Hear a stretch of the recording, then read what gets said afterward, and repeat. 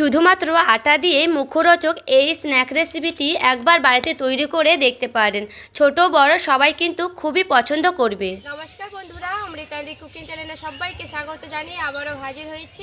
তো যে সকল বন্ধুরা ইউটিউব চ্যানেল থেকে দেখছেন তারা প্লিজ চ্যানেলটাকে সাবস্ক্রাইব করে আমার পাশে থাকবেন, আর যারা ফেসবুক থেকে দেখছেন তারা পেজটাকে ফলো করে রাখবেন। স্কিপ না করে পুরো রেসিপিটি দেখার অনুরোধ রইল। আর চলো লাইক দিয়ে ভিডিওটি দেখা শুরু করবেন। তো চলো রেসিপিটি শেয়ার করা যাক। এখানে দেখুন বন্ধুরা, একটা আমি বাটি নিয়েছি। এখানে নিয়েছি আমি আটা। এখানে কিন্তু রুল ময়দা বা আটা মিশাল করেও করানো যাবে। তো আমি এক বাটির মতো কিন্তু নিয়েছি। দিয়ে দিচ্ছি লবণ অল্প পরিমাণে, দিয়ে দেব চিনি। তো একটু ভালো মতো করে মিশিয়ে নিচ্ছি। এরপর আমি দিয়ে দিচ্ছি সাদা তেল, 1 চামচের মতো দিয়ে দিচ্ছি হাতে মেপে। তো এবার সাদা তেলটাকে দিয়ে খুব ভালো মতো করে এইভাবে আমি মাখিয়ে নিচ্ছি। একটু ভালো মতো করে কিন্তু এটাকে মাখিয়ে নিতে হবে, যেমন করে সাধারণ লুচি বানাই সেই রকম কিন্তু একটু ময়াম দিতে হবে।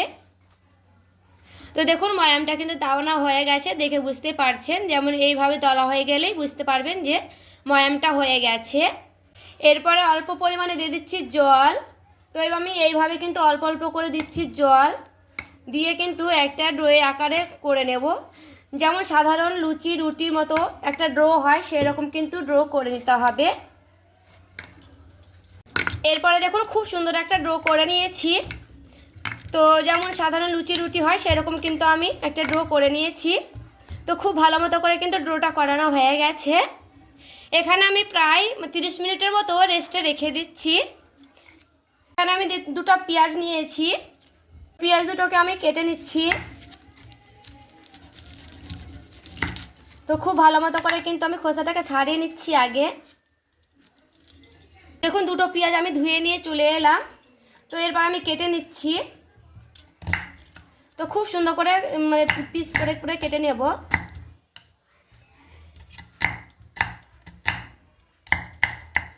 একটু ছোট ছোট করে পিস করে কেটে নিতে হবে পেঁয়াজগুলোকে।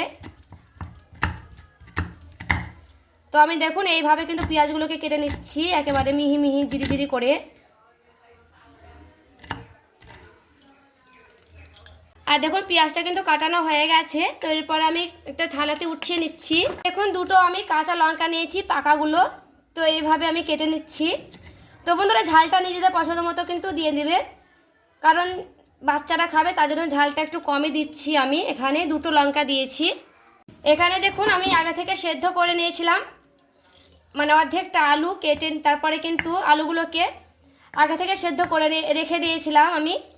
তো এইগুলোকে এবার আমি ছোট ছোট করে পিস করে কেটে নিচ্ছি। খুব বড় করব না আর খুব যে ছোট সেও করব না, এই যে এরকম সাইজ করে নিচ্ছি আমি। তো দেখুন এইভাবে কিন্তু আমি কেটে নিচ্ছি আলুগুলোকে। এরপরে দেখুন আমি কিন্তু আলুটা কাটানো হয়ে গেছে। তো আলুটা কেটে নিয়েছি। এরপরে দেখুন এখানে আমি একটা ডিম নিয়েছি। তো ডিমটাকেও আমি এইভাবে ছোট ছোট পিস করে কেটে নেব। তো দেখুন ডিমটাকে একটু টুকরো টুকরো করে কেটে নিচ্ছি। কুসুমটা বাদ দিলেও হবে, না আর কুসুমটা এইভাবে কেটে নিলেও হবে। তো দেখুন আমার কিন্তু ডিমটা কাটানো হয়ে গেছে। তো দেখুন বন্ধুরা এখানে কিন্তু আলু পেঁয়াজ সবগুলো কাটানো আছে। এরপর আমি দিয়ে দিচ্ছি সে ডিমের ওপরে।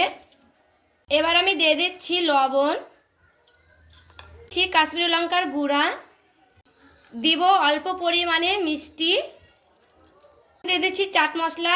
তো বন্ধুরা চাট মশলাটা কিন্তু দেওয়ার চেষ্টা করবেন। এরপরে আমি খুব ভালো মতো করে দেখুন মাখিয়ে নিচ্ছি। তো বন্ধুরা আগে আমি পেঁয়াজটাকে একটু এভাবে মাখিয়ে নিচ্ছি, কারণ পেঁয়াজটা কিন্তু খুবই মিহি মিহি করে কাটার চেষ্টা করবেন। তো দেখুন সবগুলো আলু আর পেঁয়াজ এইভাবে আমি একসঙ্গে কিন্তু খুব সুন্দর করে মাখিয়ে নিচ্ছি, তাহলে ডিমের সঙ্গে একসঙ্গে কিন্তু ভালো করে মাখানো যাবে।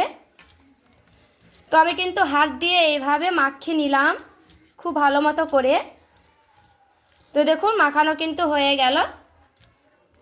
এরপরে দেখুন খুব ভালো মতো করে কিন্তু মাখানো হয়ে গেছে। তো এগুলো আমি সাইডে সরিয়ে রেখে দিচ্ছি। আর এখানে দেখুন বন্ধুরা খুব ভালো মতো করে কিন্তু ময়দাটাকে সেট করে নিয়েছি। তো ময়দাটা কিন্তু খুব ভালো মতো করে দেখুন নরম করানো হয়ে গেছে। তো এখান থেকে আমি লেচি বের করে নিচ্ছি।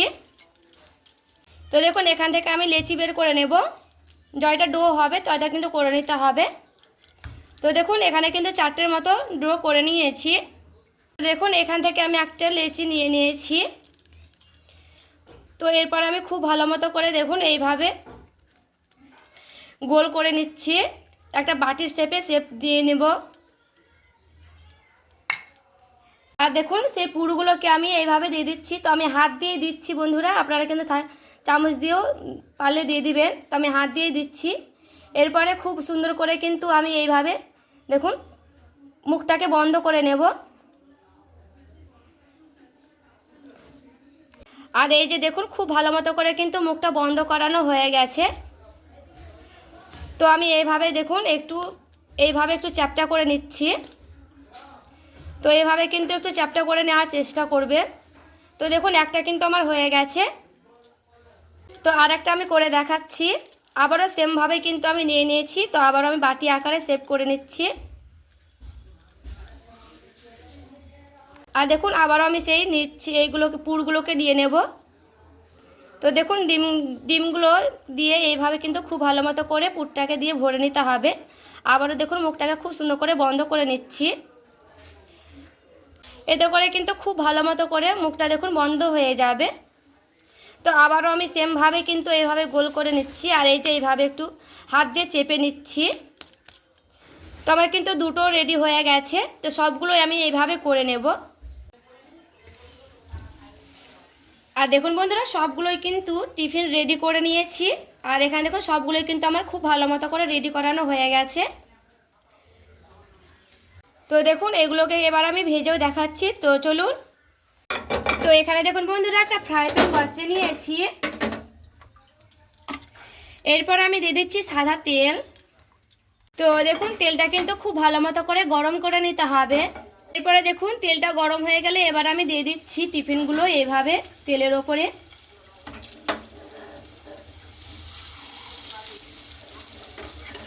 তো দেখুন একে একে কিন্তু আমি দিয়ে দিচ্ছি। এরপর আমি গ্যাসটাকে কিন্তু কমিয়ে দিলাম। এরপরে কিন্তু নিচ পিঠটা খুব ভালো মতো করে আমি ভেজে নেব। তো গ্যাসটাকে গ্যাসের আঁচটা কমিয়ে দিয়ে হালকা হালকা করে ভেজে নিতে হবে। এরপর দেখুন নিচ পিঠটা কিন্তু হালকাভাবে হয়ে গেলে আমি কিন্তু এইভাবে উল্টে নিচ্ছি। তো টিফিনগুলো কিন্তু এইভাবে একেবারে আঁচটাকে কমিয়ে কমিয়ে কিন্তু ভেজে নিতে হবে।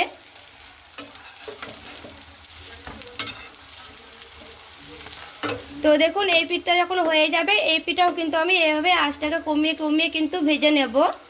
তো দুই পিঠ কিন্তু আস্তে আস্তে কিন্তু ভেজে দিতে হবে। এখানে কিন্তু গ্যাসের আঁচটাকে বাড়াতে যাবেন না বন্ধুরা, নাহলে কিন্তু পুড়ে যাবে আর ভেতরটা কিন্তু কাঁচা হয়ে থেকে যাবে। আর এই যে দেখুন বন্ধুরা আমি কিন্তু গ্যাসটাকে একেবারে কমিয়ে কমিয়ে কিন্তু দুই পিঠই ভেজে নিয়েছি। তো এরপরে কিন্তু একটু আঁচটাকে বাড়িয়ে দেব, দিয়ে কিন্তু ভেতর থেকে খুব ভালো মতো করে কিন্তু মুচমুচেভাবে ভেজে নেব। তো এই ধারগুলো কিন্তু খুব ভালো মতো করে ভেজে নিতে হবে। আর দেখুন দেখে কিন্তু বুঝতে পারছেন এই ধারগুলো কিন্তু খুব ভালো মতো করে আমি ভেজে নিয়েছি, নাহলে কিন্তু কাঁচা কাঁচা রয়ে যাবে।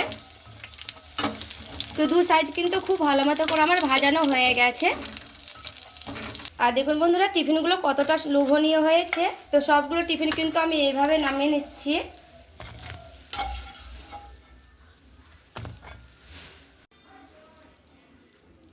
আর দেখতে দেখুন কতটা লোভনীয় হয়েছে বন্ধুরা, খেতেও কিন্তু দুর্দান্ত টেস্টি হয়। এইভাবে একবার হলো আটা ও ডিম দিয়ে দুর্দান্ত স্বাদের এই টিফিনটা বাড়িতে তৈরি করে দেখতে পারেন। বাড়িতে বানালে অবশ্যই আমার কমেন্ট করে জানাতে ভুলবেন না। তো বন্ধুরা এই টিফিন রেসিপিটি ভালো লেগে থাকলে প্লিজ একটি লাইক করবেন, চ্যানেলটিকে সাবস্ক্রাইব করে আমার পাশেই থাকবেন। দেখা হচ্ছে আরও একটি রেসিপির সঙ্গে। সবাই ভালো থাকবেন, সুস্থ থাকবেন।